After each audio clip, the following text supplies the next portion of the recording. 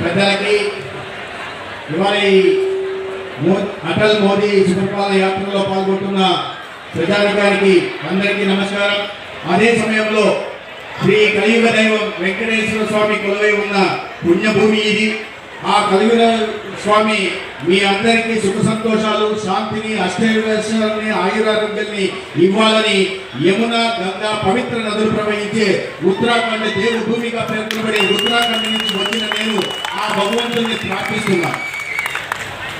साथ ही आज के इस अवसर पर मैं भारतीय राजनीति के अजात शत्रु, ओजस्वी कवि, प्रखर वक्ता, भारत रत्न पूर्व प्रधानमंत्री श्री अटल बिहारी वाजपेयी जी को अपनी भावांजलि अर्पित करता हूँ. భారత రత్న అదేవిధంగా మంత్రముగ్ధులు చేసే వాక్పటమగలిగిన ఒక మహానాయకుడు, భారతదేశ మాజీ ప్రధాని అటల్ బిహారీ వాజ్పేయి గారి శత జయంతి సందర్భంగా వారిని స్మరించుకుంటూ వారికి ఘనమైన నివాళులు అర్పిస్తున్నాం.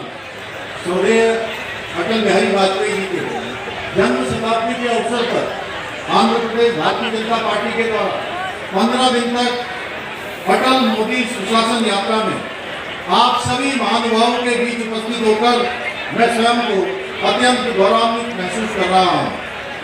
ఆంధ్రప్రదేశ్ భారతీయ జనతా పార్టీ చేపడుతున్న అటల్ మోడీ సుపరిపాలన యాత్రలో భాగంగా 15 రోజుల పాటు సాగే ఈ యాత్రలో మీ అందరి మధ్య ఉంటూ మీతో మాట్లాడి మిమ్మల్ని కలిసే అవకాశం కలిగినందుకు అది నా అదృష్టంగా నేను భావిస్తున్నాను. और मुझे जानकर अत्यंत प्रसन्नता हो रही है कि ये सुशासन यात्रा अटल बिहारी वाजपेयी जी और माननीय प्रधानमंत्री అటల్ బిహారీ గారు చాలా సంతోషంగా ఉంది. అటల్ బిహారీ వాజ్పేయి గారి సుపరిపాలన యాత్ర ఆయనను ఆదర్శంగా తీసుకుని ఆయన నుంచి స్ఫూర్తి పొందుతున్న నరేంద్ర మోడీ గారి పాలన ఇవాళ ప్రజల్లో ఒక సుఖ సంతోషాన్ని, అభివృద్ధిని, సంక్షేమం దిశగా నడిపిస్తాయని నేను భావిస్తున్నాను. ఈ యాత్రలో భాగంగా ప్రతి జిల్లా కేంద్రంలోనూ అటల్ బిహారీ వాజ్పేయి గారి విగ్రహావిష్కరణ చేసుకోవడం, అదేవిధంగా వారి శత జయంతి అయిన డిసెంబర్ 25 నాడు అమరావతిలో ఒక పెద్ద బహిరంగ సభ కూడా జరగబోతున్నది. ఈ ముజే విధంగా భావిస్తున్నాను, ఎందుకంటే తిరుపతిలో ఇవాళ మహానుభావుడు అటల్ బిహారీ వాజ్పేయి గారి విగ్రహావిష్కరణ చేసే అవకాశం నాకు దక్కింది. और इसके लिए मुझे सभी महानुभाव हृदय దేవభూమి ఉత్తరాఖండ్ లో ఉంటున్న నన్ను ఇటువంటి పవిత్ర కార్యానికి ఆహ్వానించినందుకు భారతీయ జనతా పార్టీ రాష్ట్ర అధ్యక్షుడు బిపిన్ రాఘవ్ గారికి నేను ధన్యవాదాలు తెలియజేసుకుంటున్నాను. भाइयों बहनों, अटल जी का संपूर्ण जीवन, అటల్ బిహారీ వారి జీవితం, వారి అత్యంత ఆదర్శవంతమైన జీవితం, వారి ప్రజాస్వామ్య విలువలు, వ్యక్తిగత జీవితంలో వారు పాటించిన ఆశయాలు అందరికీ స్ఫూర్తిదాయకం, మన అందరికీ ముందుకు నడిపించడానికి దోహదకారిగా పనిచేస్తారు. కవిగా సమాజంలో ఉన్న వేదనని వారు చాటి చెప్పడమే కాకుండా ఒక మంచి వక్తగా అద్భుతమైన ప్రసంగాలతో పార్లమెంటులో ప్రజా సమస్యల మీద గలమెత్తి వాటి పరిష్కారం కోసం జీవితాంతం కృషి చేశారు. భారతీయ రాజకీయాల్లో వారికి ఎవరు కూడా శత్రువులు ఉండేవారు, అందుకని వారి ఆజాత శత్రువులు కూడా కొనియాడుతారు.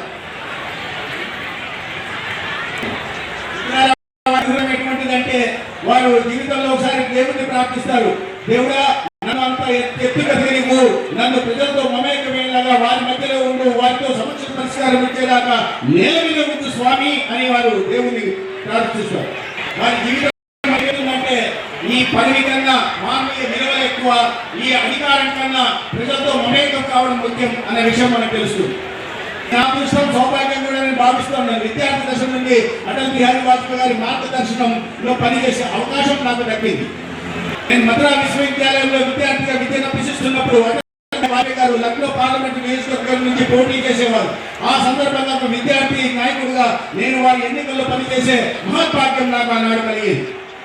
వారు వెంకట సముద్రం లాంటి వారు, అత్యంత లోతైన మనస్తత్వం కలిగిన వారు, అదేవిధంగా హిమాలయాల కన్నా ఎత్తైన వ్యక్తిత్వం కలిగిన వారు. వారు దేశ ప్రధానంగా భారతదేశాన్ని ఒక స్వయం సంతృప్త, ఆత్మ నిర్మల లేదా శక్తిశాలి దేశంగా మలిచే ప్రయత్నం వారు చేశారు.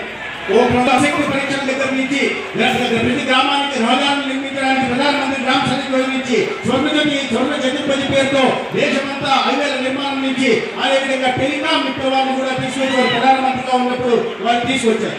उन्होंने देश में सर्वप्रथम एक गठबंधन वाली सरकार का पूरा कार्यकाल सफलतापूर्वक पूरा करके सिद्ध कर दिया कि जब उद्देश्य राष्ट्र की प्रगति और उत्थान हो तो बहुत सारे दल मिलकर एकजुट होकर सरकार को सफलतापूर्वक चला सकते हैं। వారు ఈ దేశానికి మొట్టమొదటి సంకీర్ణ ప్రభుత్వాన్ని పూర్తి కాలం సమయం పూర్తి చేసుకున్న మొట్టమొదటి ప్రధాని. అనేక రకాల పార్టీలు, అనేక భావజాలాలకు సంబంధించిన పార్టీని ఏకం చేసి ఈ అన్నిటికన్నా దేశం ముఖ్యమైన భావనతో ఒక అద్భుతమైన ప్రజారంజకమైన పారదర్శకమైన పాలనని వారు ప్రధానమంత్రిగా అందించారు. अटल जी ने देश में सेवा, सुशासन और गरीब कल्याण के आधार पर एक नई क्रांति का सूत्रपात किया, जिससे समाज के अंतिम छोर में खड़े हुए व्यक्ति को भी मुख्य धारा से जोड़ने में महत्वपूर्ण भूमिका निभाई। వారు సేవ, అభివృద్ధి, సుపరిపాలన ఒక ప్రాతిపదికగా ఒక అద్భుతమైన పాలన అందించారు. దాని కారణంగా సమాజంలో అట్టడుగున ఉంటున్న వారి జీవితాల్లో వెలుగులు నింపే కార్యక్రమాన్ని, జీవన ప్రమాణాలను పెంచే ప్రయత్నాన్ని చేశారు. उन्हीं की प्रेरणा से వారిని ప్రేరణగా తీసుకున్నాను. నడారి అటల్ బిహారీ వాజ్పేయిని ప్రేరణగా తీసుకున్నాను. నేటి ప్రధాని నరేంద్ర మోడీ గారు కూడా ఈ సేవ, సుపరిపాలన, అభివృద్ధి లక్ష్యంగా ప్రాతిపదికగా ఇవాళ పరిపాలన కొనసాగిస్తున్నారు. అన్ని వర్గాల కోసం అనేక రకాలైన సంక్షేమ అభివృద్ధి కార్యక్రమాలను తీసుకొచ్చి ఈ భారతదేశాన్ని సంపద సృష్టించి ఒక వికసిత భారత్ వైపు దేశాన్ని నడిపిస్తున్నారు. भारत को आत्मनिर्भर के भारत के सपनों को साकार करने की दिशा में ठोस कदम उठाए जा रहे हैं। Startup India, vocal for local, skill India, startup India లాంటి వినూత్నమైన కార్యక్రమాలతో భారతదేశాన్ని ఒక స్వయం సమృద్ధ, ఆత్మనిర్భర దేశంగా తీర్చిదిద్ది ఒక సంపన్నమైన దేశంగా కూడా మారుస్తున్నారు. स्टार्टअप इंडिया के माध्यम से भारत आज दुनिया का तीसरा सबसे बड़ा स्टार्टअप इकोसिस्टम खड़ा करने वाला देश बन चुका है।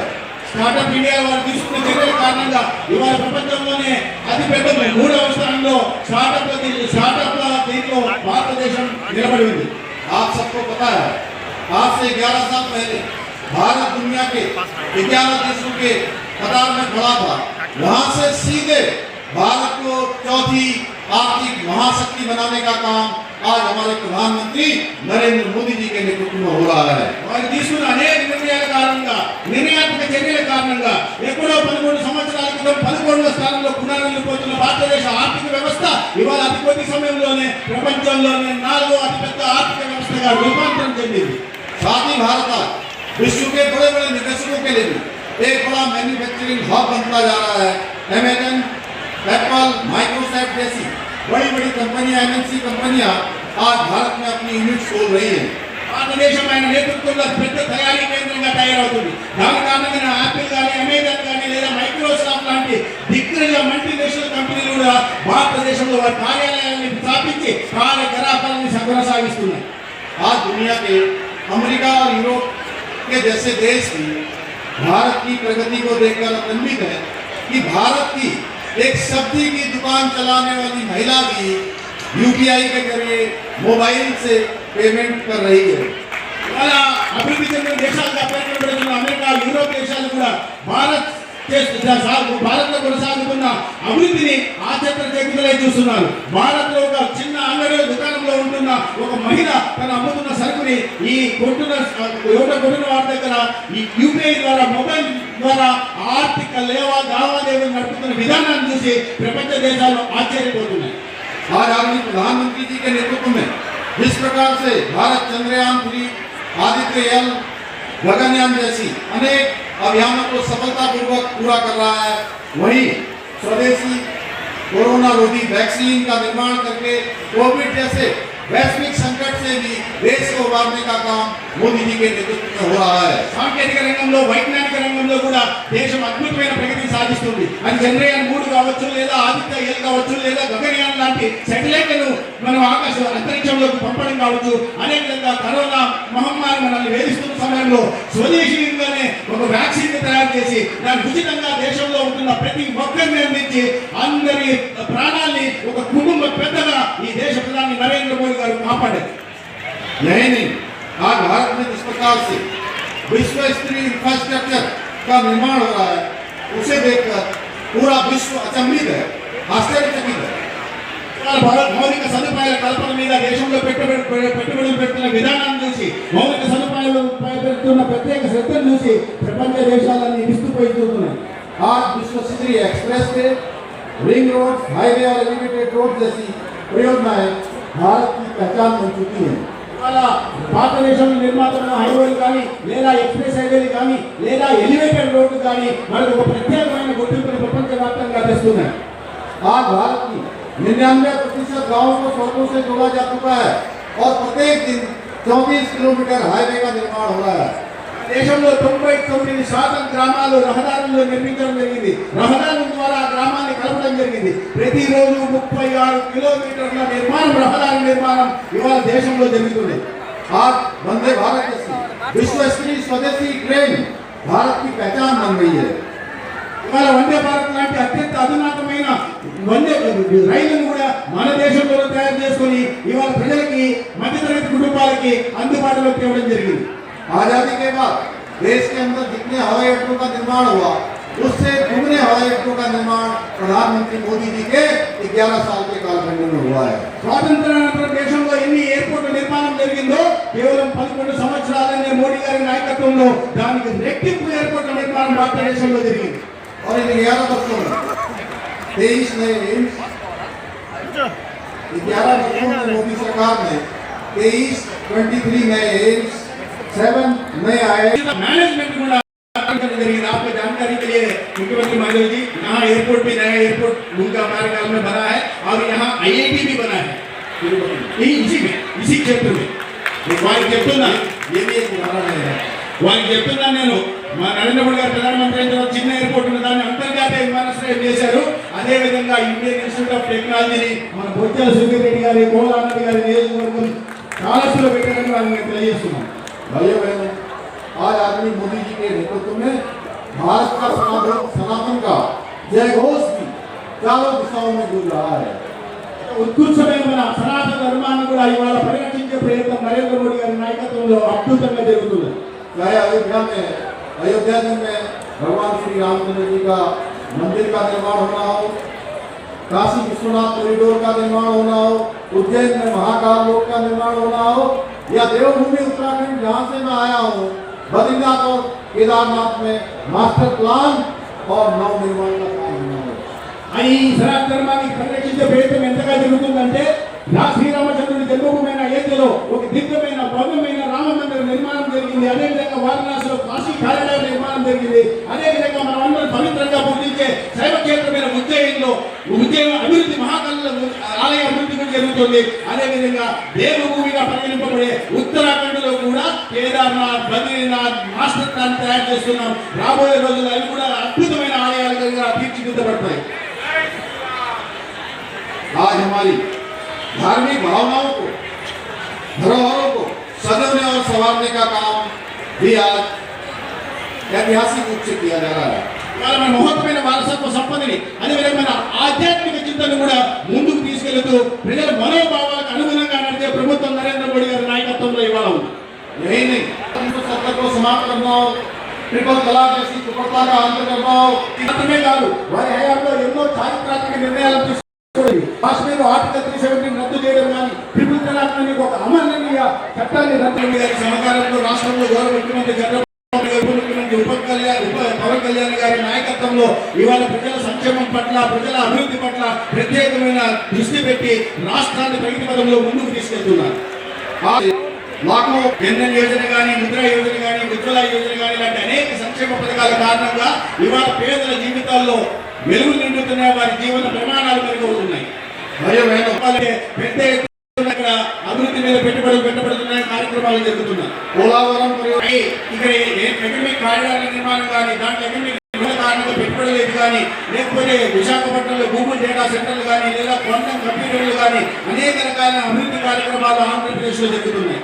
भाइयों बहनों, आज भारत रक्षा के क्षेत्र में भी आत्मनिर्भर बनने के साथ ही विश्व का एक अग्रणी रक्षा निर्यातक देश भी बन चुका है. ऑपरेशन सिंदूर की सफलता ने हमारे स्वदेशी रक्षा प्रणालियों का सटीकता का प्रमाण पूरे विश्व को उसके सामने लाकर रख दिया है. రక్షణ రంగంలో కూడా నరేంద్ర మోడీ గారి నాయకత్వంలో అద్భుతమైన ప్రగతి మనం చూస్తున్నాం. ఇవాళ రక్షణ ఉత్పత్తులను దిగుమతి చేస్తున్న పరిస్థితి నుంచి ఎగుమతి చేస్తున్నాం. వీటికి ఒక ఉదాహరణగా ఏంటంటే ఆపరేషన్ సింధూర్లో మనం చూపించిన మన రక్షణ వ్యవస్థ చూపించిన అద్భుత ప్రతిభ ఇవాళ ప్రపంచ దేశాలు నిమరపోయేలాగా చేస్తున్నాయి. इसी कड़ी में हाल ही में स्थापित हुई नाइट्रोजन దాన్ని మన ఉత్పత్తుల్లో రక్షణ రంగ ఉత్పత్తులు స్వదేశంగా మనం తయారు చేసుకుంటూ ఆ రక్షణ రంగంలో మనల్ని ఒక ఆత్మనిర్భర్ భారత్గా కూడా తయారు చేస్తాం.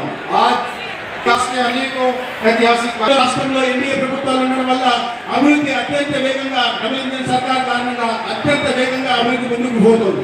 अभी जैसा सत्याजी ने बताया कि तिरुपति में अंतर्राष्ट्रीय తిరుపతి రేణు విమానాశ్రయాన్ని అంతర్జాతీయ విమానాశ్రయంగా చేయడమే కాకుండా భారత మాల పథకం కింద 6 లేన్ల రహదారుల నిర్మాణం చేయడమే కాకుండా అత్యంత ప్రతిష్టాత్మకమైన సంస్థలైన విద్యా సంస్థలైన ఐఐటి కానీ ఐఐఎంపీ కానీ ఐఐఎస్సిఆర్ కానీ లేదా చివరికి కలందరి ఇన్స్టిట్యూట్ కూడా మన తిరుపతి ప్రాంతానికి వచ్చాయి. इन्हीं सभी कार्यों के माध्यम से हमारी एनडीए की सरकार विकास ఈ ఎన్డీఏ హయాంలో అభివృద్ధికి వారసత్వానికి కూడా పెద్ద వేస్తూ ఈ యొక్క కొత్త పుంతలను మన తిరుపతిని ఒక అత్యంత ఆధ్యాత్మిక పవిత్ర కేంద్రంగా తీర్చిదిద్దే ప్రయత్నం చేస్తుంది.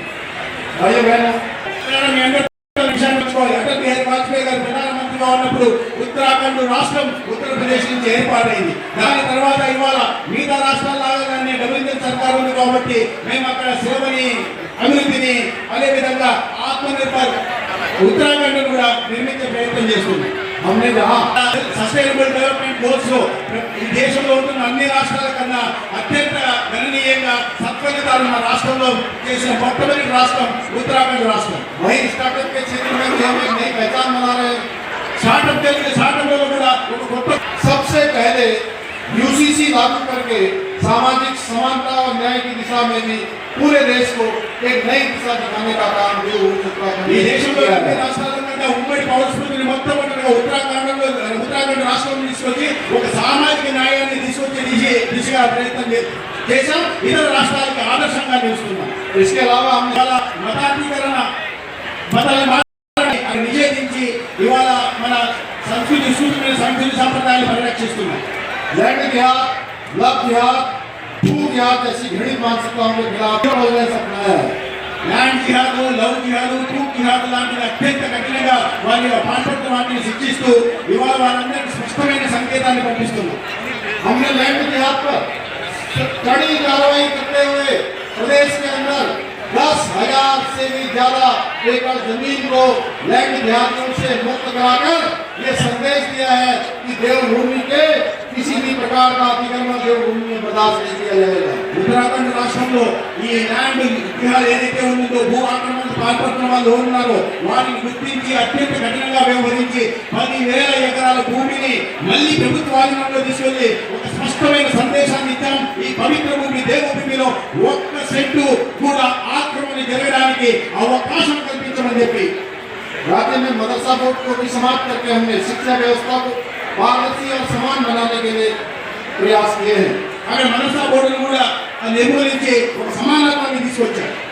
भाइयों बहनों ये सभी ऐतिहासिक कदम इससे संभव हो पाए क्योंकि श्रद्धेय अटल बिहारी वाजपेयी जी ने हमें राज्य का दर्जा दिया और తీసుకోగలిగామంటే ఒక కొత్త రాష్ట్రాన్ని ఏర్పాటు చేసిన వాజ్పేయి గారు మాకు ఒక స్వతంత్ర ప్రతిపత్తి కలిగిస్తే తర్వాత నేటి ప్రధాని నరేంద్ర మోడీ గారు అభివృద్ధిలో మా రాష్ట్రాన్ని అన్ని విధాలా సహకరిస్తున్నారు. भाइयों बहनों आज के इस अवसर पर मैं आप सभी से आह्वान करना चाहता हूँ कि आप जो यात्रा आंध्र प्रदेश నేను చిన్న మనవి చేసుకుంటున్నాను. ఇవాళ సుబ్రహ్మణ్య యాత్రలో మీరందరూ కూడా భాగస్వామ్యం కావాలని, రాబోయే స్వదేశీ ఉత్పత్తులు మాత్రమే కొనాలని, అదేవిధంగా దేశాన్ని ఆత్మ నిర్భర్ భారత్ నిర్మాణంలో మీరు భాగస్వామ్యం కావాలని కోరుకుంటున్నాను. इसी के साथ मैं సందర్భంగా మీ అందరికీ మీ ప్రేమకి అభిమానానికి ప్రత్యేకంగా ధన్యవాదాలు తెలియజేసుకుంటూ అటల్ బిహారీ వాజ్పేయి గారి శతజయంతి సందర్భంగా ఇటువంటి కార్యక్రమంలో పాల్గొంటున్న వారిని మరొకసారి స్మరించుకుంటూ వారి స్మృతికి ఘనమైన నివాళులు అర్పించుకుంటున్నాను. भारत माता की, भारत माता की, मातरम मातरम, मातरम मातरम, जय जय श्री राम. అందరూ వెనక్కి రావాలి.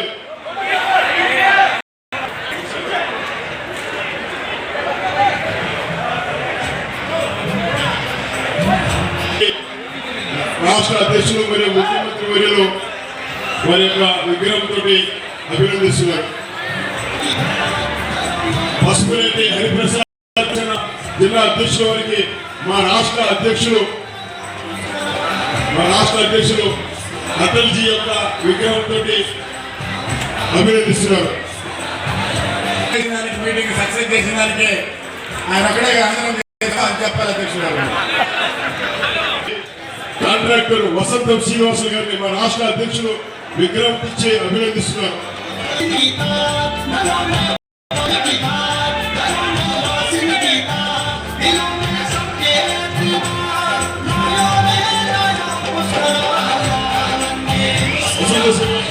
మీద అభినందనతో నిర్మాణం పూర్తి చేసిన కాంట్రాక్టర్ శ్రీనివాసులు గారిని రాష్ట్ర అధ్యక్షులు మనస్ఫూర్తిగా రాష్ట్ర పార్టీ తరఫున అభినందిస్తున్నారు.